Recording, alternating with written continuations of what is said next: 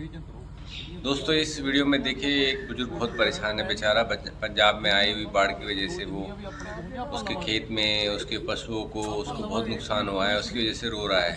तो ये दोनों जो बंदे खड़े हुए हैं ये इनको सांत्वना दे रहे हैं, हेल्प करने की कोशिश कर रहे हैं और बोल रहे हैं कि कोई नहीं, हम सब हेल्प करेंगे, सब ठीक हो जाएगा। तो आपसे भी गुजारिश है, जो भी वीडियो देख रहे हैं, जो वहाँ पे हेल्प कर सकते हैं, जो उनके नज़दीक हैं, जैसे भी हेल्प हो सके प्लीज़ हेल्प करें, क्योंकि ये त्रासदी कहीं भी आ सकती है। सबको मिलजुल के साथ रहना चाहिए, उसी की वजह से हम आगे